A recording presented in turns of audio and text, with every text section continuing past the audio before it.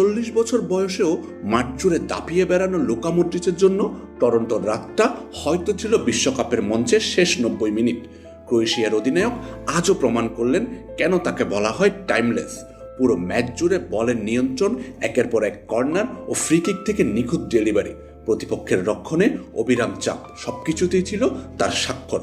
59 মিনিটে একটি হলুদ কার্ড দেখলেও সেটিও ছিল তার লড়াকু মানসিকতারই প্রতিফলন। ম্যাচের শেষ মুহূর্ত পর্যন্ত দলকে সমতায় ফেরানোর মরিয়া চেষ্টায় একের পর এক কর্নার নিয়েছেন, কিন্তু ভাগ্য শেষ পর্যন্ত তার পাশে দাঁড়ায়নি। নিউ রিফ্রেশিং টেস্টে চেয়ার আপ। চেয়ার আপের নিউ রিফ্রেশিং টেস্ট এতটাই বেটার যে মন বলে চেয়ার আপ। আর সেই সমাপ্তিটাও এলো একেবারে নাটকীয়ভাবে। যোগ করা সময়ের 13 মিনিটে ক্রোয়েশিয়া বল জালে জড়িয়ে যখন উৎসবে মেতে উঠেছিল, ঠিক তখনই ভিডিও সহকারী রেফারির সিদ্ধান্তে ভেঙে যায় সব স্বপ্ন।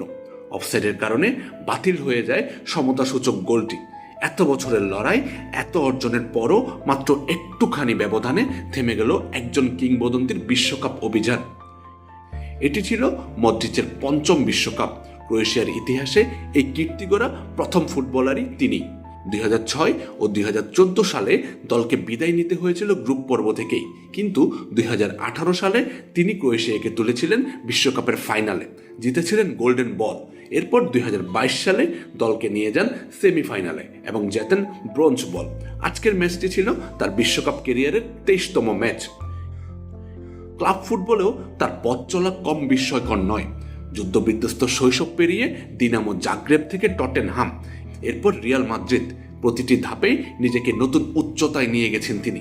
রিয়ালের জার্সিতে 13 বছরে জিতেছেন 28টি শিরোপা, যার মধ্যে রয়েছে 6টি চ্যাম্পিয়ন্স লিগ। 2018 সালে মেসি ও রোনালদোর এক দশকের আধিপত্য ভেঙে জিতেছিলেন ব্যালন ডিওর, হয়ে ওঠেন ক্রোয়েশিয়ার ইতিহাসে এই সম্মানজয়ী একমাত্র ফুটবলার।